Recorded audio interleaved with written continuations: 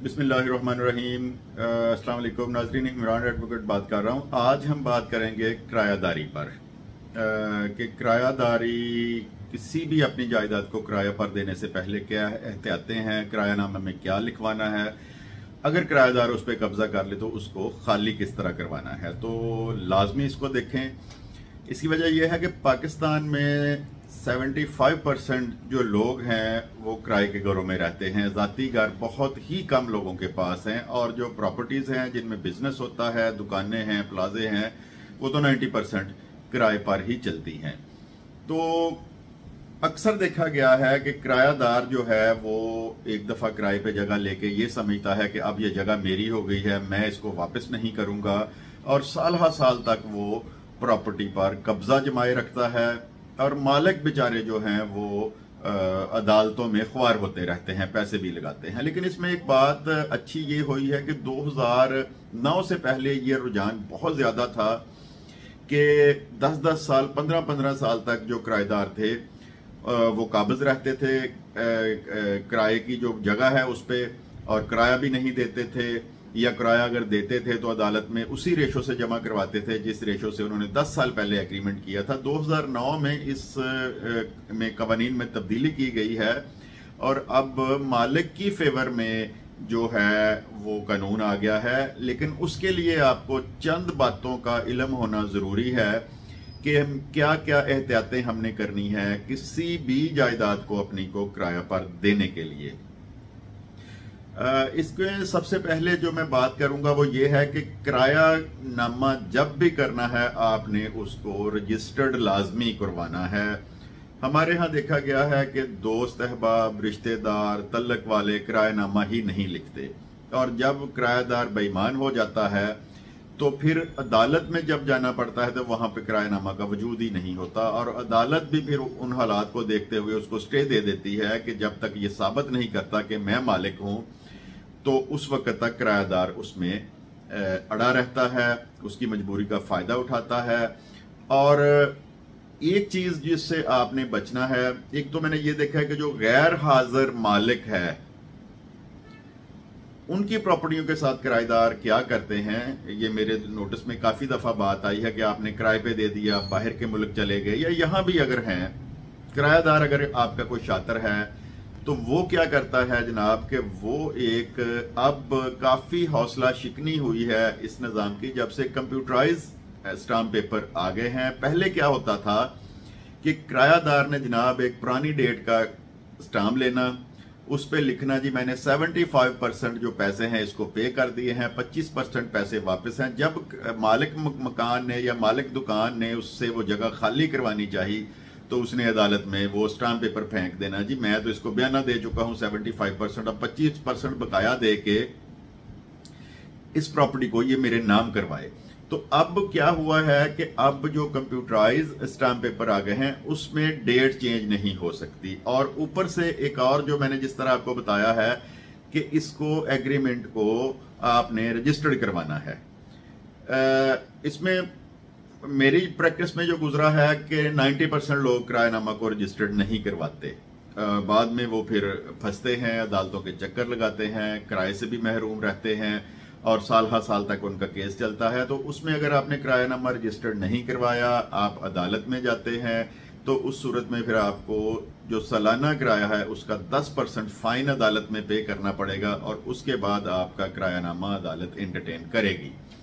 तो किरायानामा को सबसे जो पहली बात है, बाकी मैं वीडियो के अगले हिस्से में आपको बताता हूं कि आपने लिखवाना इसमें क्या क्या कुछ है, लेकिन किरायानामा को रजिस्टर्ड करवाना, सब रजिस्ट्रार जो आपके हल्के का है वहां पे आपने इसको रजिस्टर्ड लाजमी करवाना है। उसमें आपके आधे से ज्यादा मसाइल उसी वक्त ही हल हो जाते हैं कि एक तो मालिक का और किराएदार का पता चल जाएगा, रजिस्टर्ड हो जाएगा अथॉरिटी के सामने आपका किरायानामा, दूसरा आपका किराया कितना तय हुआ है, और तीसरा आपकी मुद्दत कितनी है।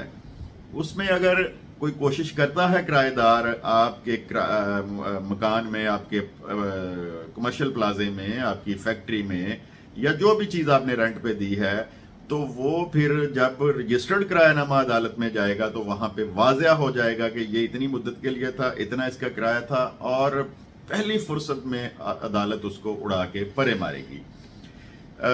पुराने ज़माने में, जैसा मैं पहले भी बता चुका हूं, कि ये होता था कि सिविल कोर्ट से केस शुरू होना किराएदारी का और सुप्रीम कोर्ट तक वो केस जाना, और बहुत लोग डरते थे अपनी प्रॉपर्टी को किराया पर देते हुए। लेकिन अब 2009 के बाद इसमें बहुत तब्दीली आई है और तमाम के तमाम जो है वो मालिक की फेवर में आ गया है। लेकिन उसमें मालिक को भी ज्यादती अदालत नहीं करने देती कि अगर किसी ने एक प्रॉपर्टी किराए पर ली है तो उसने उसकी रेनोवेशन की है, लाखों रुपया लगाया है, और 6 माह के बाद मालिक कहे कि जी मैंने इसको खाली करवाना है, तो फिर तहफ़्फ़ुज़ मौजूद है किराएदार का भी। उस सूरत में वो अदालत में जाएगा। अगर किराएदार अदालत में जाता है, अगर रजिस्टर्ड नहीं है, तो उसको वही प्लेंटी 5% पे करनी पड़ेगी।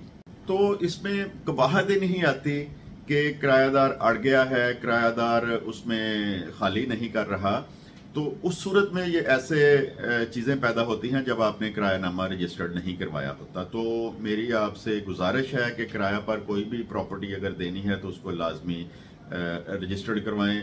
इंशाल्लाह 1 माह भी ऊपर आपका किराएदार उसमें ज़्यादा नहीं रह सकेगा रजिस्टर्ड किराया होने की सूरत में। और किरायानामा लिखना कैसे है, बहुत से दानिशवर इधर बैठे हैं यूट्यूब पे, वो कहते हैं जी मालिक निकलवाएगा, खरीदार निकलवाएगा। देखें, कंप्यूटराइज्ड स्टाम्प में टाइटल आ जाता है ऊपर, फर्स्ट पार्टी अगर लिखते हैं तो मालिक मकान आ जाता है, और सेकंड पार्टी उसमें आपका किराएदार आ जाता है। तो कोई भी स्टाम्प पेपर निकलवा ले, और जब तहरीर आपने लिखवानी है तो उसमें आपने मियाद किरायादारी करनी है कि आप 11 माह के लिए दे रहे हैं, 5 साल के लिए दे रहे हैं। तो किरायादारी की जो मुद्दते मियाद है वो आपने लाजमी लिखवानी है।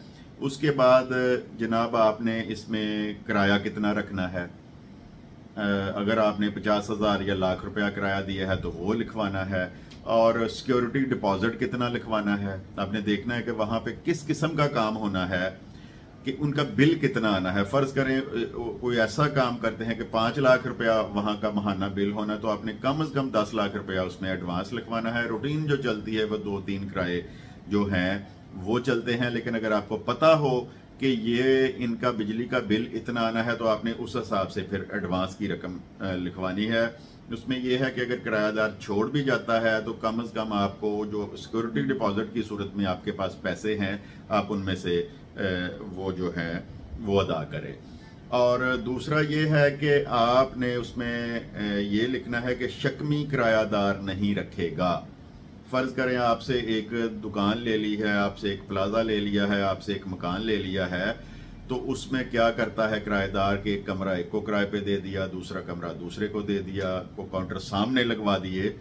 तो ये चीज़ें आपने करनी है कि उसमें कोई भी किसी किस्म का आपकी इजाज़त के बगैर वो को किरायादार नहीं रख सकेगा।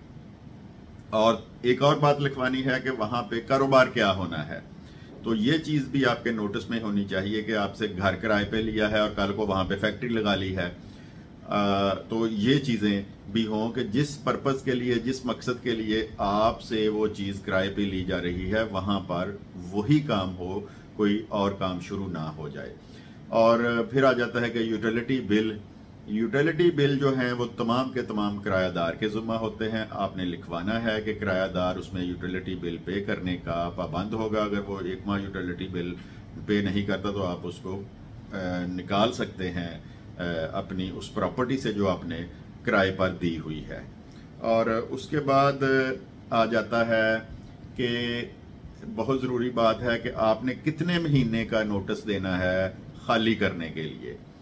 तो बाहमी मुशावरत से 1 माह, 2 माह, 3 माह, यानी इसका मतलब और मकसद ये है कि आप अगर उसको खाली करवाना चाहते हैं तो कम से कम 2 माह पहले आप उसको नोटिस देना है, उसने भी अपना आगे बंदोबस्त करना है। और अगर किराएदार खाली करना चाहता है तो वो भी 2 माह पहले इन्फॉर्म करेगा, क्योंकि आपने अपनी प्रॉपर्टी को वहां पर किराए पर देना है।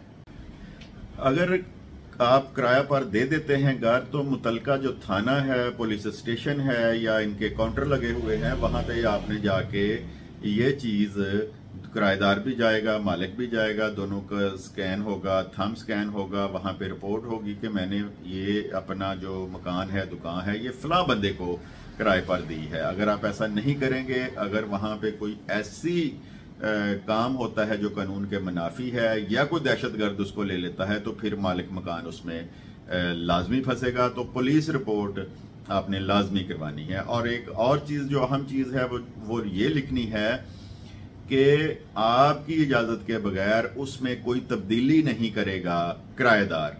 मतलब तोड़ फोड़ को एक दीवार निकाल दी, उसकी जगह दूसरी जगह दीवार बना दी, तो आपकी इजाज़त के बगैर जो किराएदार है वो किसी किस्म की उसमें तब्दीली नहीं करेगा। और एक और जो इसमें आपने शर्त लिखनी है कि आपने अगर उसको उस घर में पंखे दिए हैं, एसी दिया है, फर्नीचर दिया है, लाल पंप दिया है, जो चीज़ें दी हैं वो आपने टोटली किरायानामा में मेंशन करनी है और लिखना है कि ये चालू हालत में मैंने दी हैं और ये चालू हालत में ही मुझे वापस करने का पाबंद होगा। तो ये जो चीज़ें हैं अगर आप पूरी कर लेंगे तो इंशाल्लाह ना आपके घर पर किराएदार कब्जा करेगा, ना आपको बाद में जब वो छोड़ के जाएगा किसी किस्म की को कबाहत होगी। एडवांस आपने प्रॉपर लिया हो, चीज़ों की मेंशन किया हो कि अगर कोई चीज़ ख़राब है तो उसको ठीक करवाने का पाबंद है। और अगर फिर भी किसी तरह वो खाली नहीं करता तो फिर अदालत का रास्ता तो खुला है।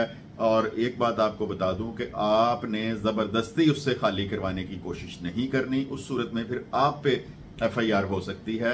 अदालतें मौजूद हैं और जिस तरह मैंने बताया कि तमाम की तमाम जो आजकल कानून साजी की गई है वो मालिक की फेवर में की गई है। अगर मालिक सही है, वो ज्यादती नहीं किराएदार के साथ कर सकता, तो 1-2-3 माह में ज्यादा से ज्यादा आपकी वो प्रॉपर्टी जो है वो आपको मिल जाएगी। तो ये चीजें किसी तजर्बाकार वकील से, तजर्बाकार वसीका नवीस से लिखवाएं और उसको रजिस्टर्ड भी करवाएं और इंशाल्लाह आप किसी किस्म की कबाहत में नहीं पड़ेंगे। तो मालूमाती वीडियो है, इसको शेयर करें दोस्तों के साथ और लोगों तक भी मालूमात पहुंचे और चैनल को सब्सक्राइब करें।